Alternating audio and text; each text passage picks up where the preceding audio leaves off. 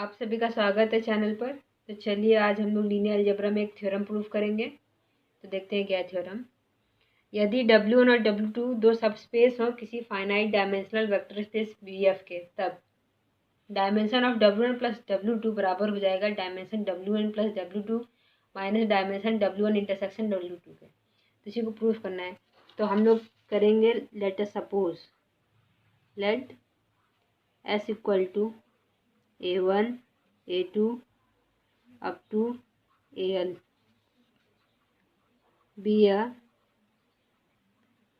basis of W1 intersection W2। तो आपको शुरुआत कैसे करनी है, इसके लिए आप ऐसे करिएगा, मतलब किसका आप सबसेट लें तो आप ऐसे करिएगा, इन तीनों में से ऐसा कौन है जो किसी एक का सबसेट बन जाए। जैसे W1 इंटरसेक्शन W2 करेंगे तो ये एक सबसेट होगा W1 का, और वहीं पर W1 इंटरसेक्शन W2 को देखेंगे तो ये W2 का भी सबसेट होगा। किसी एक का भी हो जाता तब भी काम चल जाता, तो इसलिए हम लोग इसकी बेसिस लेके चलेंगे। तो अब यहाँ से हमको पता है बेसिस, नंबर ऑफ एलिमेंट जितने बेसिस में होते हैं उतना ही डायमेंशन होता है उस वेक्टर स्पेस का। तो dimension of W1 intersection W2 हो जाएगा L,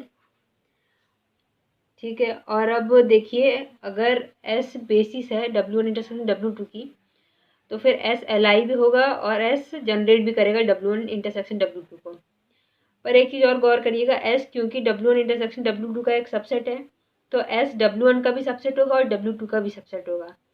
पर लेकिन S क्या कहते हैं, जरूरी नहीं कि जनरेट भी करे W1 और W2 को, मतलब S बेसिस भी हो W1 W2 की जरूरी नहीं है, बट LI होगा क्योंकि नंबर ऑफ एलिमेंट्स तो इतने ही है ना, तो LI तो ये होगा ही। और वहीं पे अगर जनरेट की बात करेंगे तो देखिए S जनरेट करेगा W1 इंटरसेक्शन W2 को, तो W1 इंटरसेक्शन W2 या तो W1 से तो कम होगा या W1 के बराबर होगा, या फिर W2 से कम होगा या W2 के बराबर होगा। तो S W1 को जनरेट कर भी सकता है और W2 को जनरेट, मतलब W1 को जनरेट कर भी सकता है और नहीं भी कर सकता है, या फिर W2 को जनरेट कर भी सकता है और नहीं भी कर सकता है। तो इसका मतलब कि यहाँ से निकलता है कि S is a LI of W1 and W2। ये चीज़ तो कंफर्म हो गई, बट लेकिन जरूरी नहीं कि S जनरेट करे। तो अब देखिए, since S is a linear independent subset of W1, तो देयरफॉर, तो हम लोग इसमें कुछ एलिमेंट्स को ऐडअप करके तो अब एक नया सबसेट बन जाएगा S1, और वो उसको हम बेसिस बना सकते हैं W1 के एक्सटेंशन थ्योरम से। एक्सटेंशन थ्योरम ये कहती है कि किसी भी एक LI सेट में अगर आप कुछ एलिमेंट्स और ऐडअप कर दें तो वो बेसिस बन सकती है। तो देयरफॉर इट कैन बी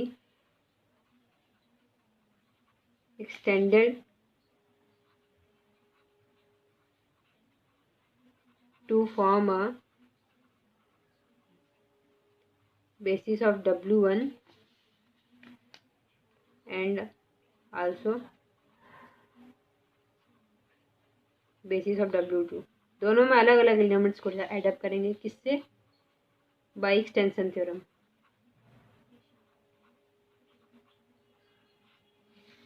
तो चलिए यहाँ से अब ले लेते हैं एक S1 ले लेते हैं इस तरीके से कि इसमें A1 A2 up to AL तो रहेंगे ही, कुछ एलिमेंट्स और ऐडअप कर दिया जाए, B1 B2 up to BM कर देते हैं। और ये क्या है, बी अ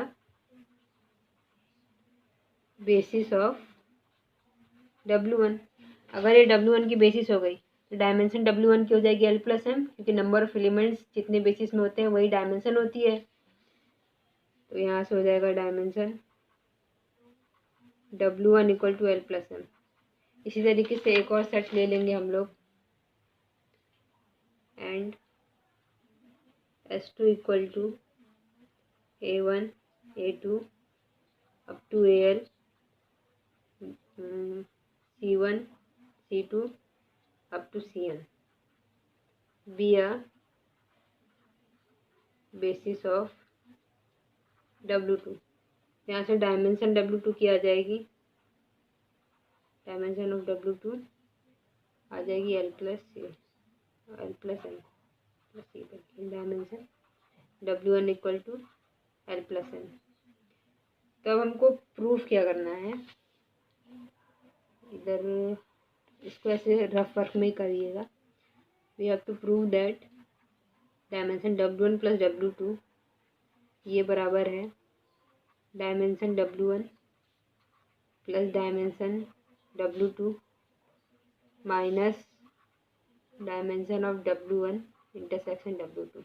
तो हमने देखा W1 की डायमेंशन अपनी आई है L प्लस एन, W2 की आई है L प्लस एम, एंड इसकी आई है माइनस L आई है तो माइनस, तो यहाँ से गया, यहाँ से L plus N plus N. अगर हम W1 प्लस W2 का कोई एक ऐसा मतलब कि कोई ऐसा सबसेट ले लें जो बेसिस हो जाए और जिसमें number of element L plus N plus M हो जाए, तो उसकी डायमेंशन इतनी ही हो जाएगी। मतलब कि इस तरीके से हो जाए, लेट S3 इक्वल टू उसमें एलिमेंट हो जाए A1 A2 up to AN, B1 B2 up to BN BM और C1 C2 up to CN, और ये सबसेट हो जाए किसका, W1 प्लस W2 का। और अगर इसको हम लोग दिखा दें कि हमारी बेसिस हो जाए इसकी, S3 अगर बेसिस हो जाए W1 प्लस W2 की, तो यहाँ से ये क्या प्रूफ हो जाएगा, अगर बेसिस हो गई तो इसका मतलब इसमें नंबर ऑफ एलिमेंट जितने होंगे उतनी इसकी डायमेंशन हो जाएगी, और हमको यही लाना है। तो फिर चलिए, और इसको ऐसे लिख कैसे सकते हैं, अगर S1 जनरेट कर रहा है W2 को और S2 जनरेट कर रहा है मतलब S1 जनरेट कर रहा है W1 को और S2 जनरेट कर रहा है W2 को, तो तो S1 इंटरसेक्शन S2 जनरेट करेगा W1 प्लस W2 को। मैं लिख भी देती हूँ, इसको कैसे लिखे हैं, अगर S1 generates W1, S2 generates W2, then या therefore W1 plus W2 is generated by S1 intersection S2। तो इस चीज़ को ऐसे समझने का लिख भी सकते हैं। तो अब हमें क्या करना है, we have to claim S3 is basis, और बेसिस दिखाने के लिए पहला तो इसका Li होना चाहिए, और दूसरा S3 शुड जनरेट किसको, W1 प्लस W2 को। तो चलिए पहले Li दिखा देते हैं।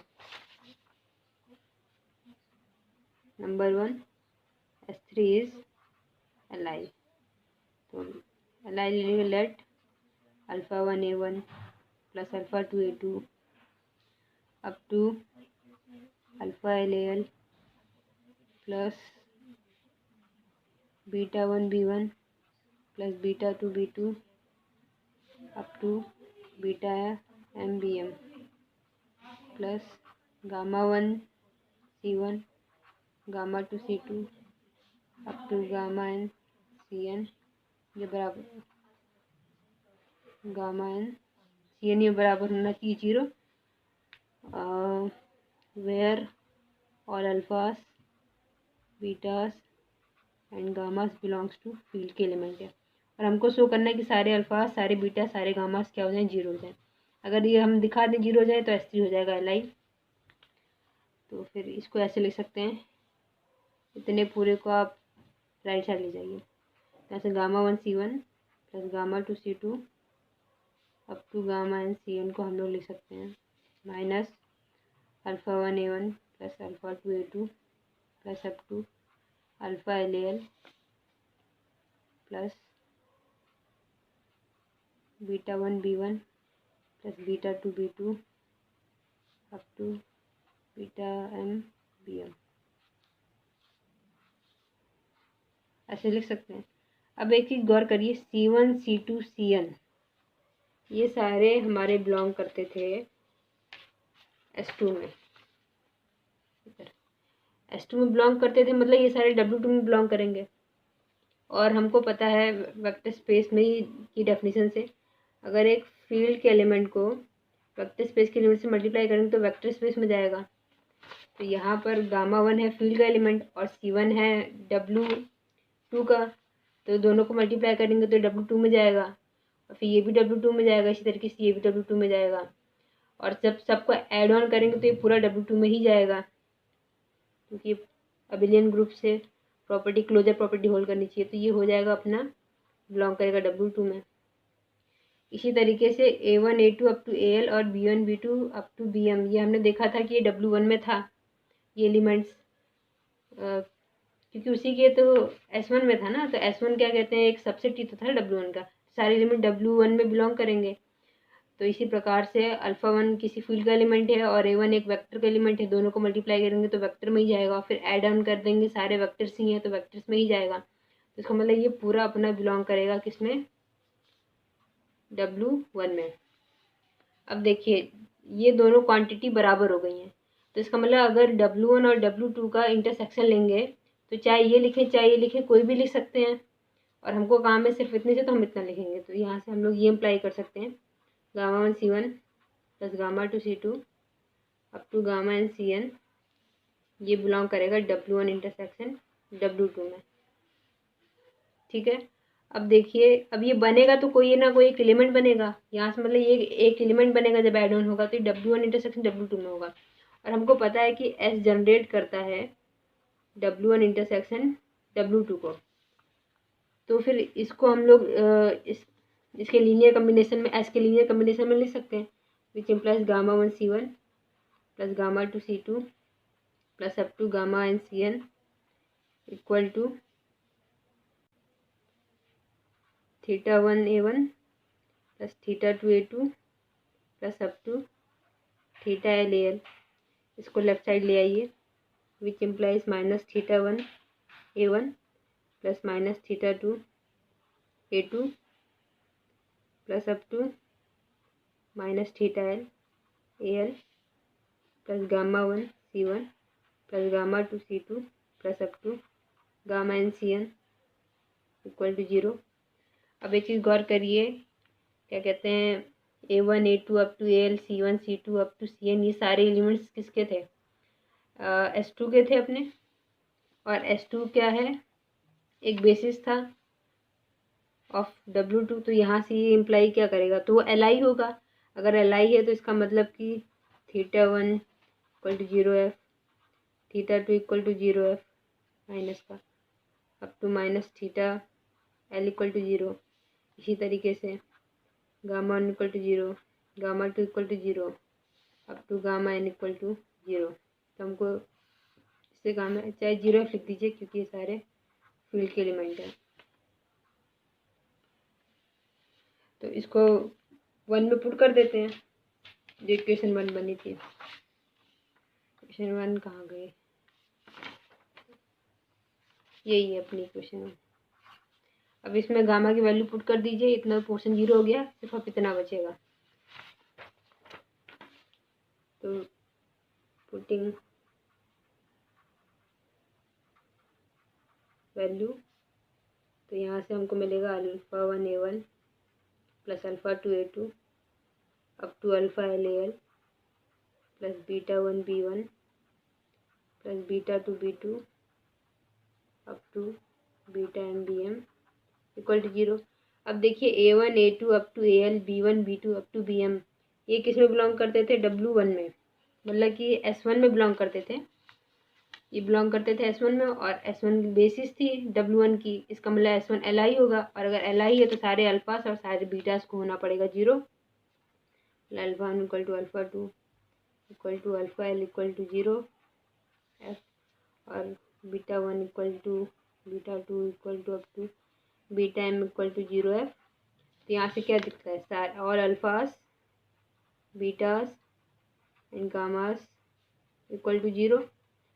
अगर ये 0 के बराबर हो गया तो which implies that S3 is Li। तो हमने फर्स्ट पोर्शन तो प्रूव कर दिया, अब सेकंड हमको दिखाना है कि हमारा S3 generates W1 plus W2। तो लेट करिए x बिलोंग करता है W1 प्लस W2 में, कोई भी एक नंबर होता है आर्बिट्रेरी नंबर, तो फिर x equal to x1 plus x2 where x1 belongs to W1 and x2 belongs to W2। अब देखिए S1 जो है वो जनरेट करता है W1 को, तो इसका मतलब कि x को लीनियर कम्बिनेशन में लिख सकते हैं S1 के, और सिमिलरली S2 जनरेट करता है W2 को, तो X2 को हम लोग लिख सकते हैं लीनियर कम्बिनेशन में S2 के। तो फिर therefore X1 belongs to W1 which implies that X1 equal to, ये बन जाएगा अपना λ1 A1 plus λ2 A2 up to λ LAL plus μ1 B1 plus μ2 B2 plus up to μm BM। ऐसा किसे लिख पाए, क्योंकि S1 जनरेट करता है W1 के, तो हर एक एलिमेंट के W1 के लीनियर कम्बिनेशन हम लिख सकते हैं S1 के। इसी तरीके से X2 बिलोंग करता है W2 में, तो which implies that X2 equal to, इसको लिख सकते हैं हम लोग phi1 A1 plus phi2 A2 up to phi L AL। Next इसके बाद plus psi1 C1 plus psi2 C2 up to psi n CN। तो यहाँ से x की वैल्यू क्या होगी, x1 प्लस x2, तो चलिए ऐड कर दिया जाए। ये x1 की वैल्यू आई थी इतना, A1 कॉमन ले लिए, तो यहाँ λ1 प्लस phi1 हो जाएगा, तो यहाँ से A1 λ1 प्लस phi1 फिर plus A2 λ2 plus phi2 up to AL λL plus phi L plus μ1 B1 plus μ2 B2 plus up to μm BM plus आगे psi1 C1 plus psi2 C2 plus up to psi n CN। तो अब देखिए ये भी एक field का element, ये भी एक फील्ड का एलिमेंट, दोनों का ऐड करेंगे तो फिर फील्ड का एलिमेंट बन जाएगा। तो एक नया कांस्टेंट दे देते हैं इसको, A1 K1 plus A2 K2 plus up to AL KL plus μ1 B1 plus μ2 B2 up to μm BM plus psi1 C1 plus psi2 C2 plus up to psi n CN। तो यहाँ से हमको क्या क्या दिख रहा है कि हम लोग x को लिख सकते हैं लीनियर कम्बिनेशन में के फॉर्म में S3 के, सारे S3 के ही तो एलिमेंट है, A1 A2 up to AL B1 B2 up to BN CN C2 C2 up to N, तो which implies that S3 generates W1 plus W2। जब अलाइव भी हो गया और जनरेट भी कर दिया, तो it means therefore W1 plus W2, नहीं sorry, therefore S3 is a basis of W1 plus W2। ठीक है, अगर S3 W1 प्लस W2 की बेसिस हो गई, तो डायमेंशन W1 प्लस W2 की हो जाएगी L plus M plus N, which implies dimension of W1 plus W2 equal to L plus M plus N।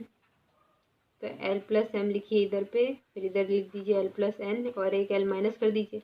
तो ये हमने देखा है W1 डायमेंशन ऑफ W1 है, एंड ये इक्वल है अपना डायमेंशन ऑफ W2 के minus dimension W1 intersection W2, और ये बराबर आ गया डायमेंशन W1 प्लस W2 के, और यही हमको शो करना था, तो फिर हो गया।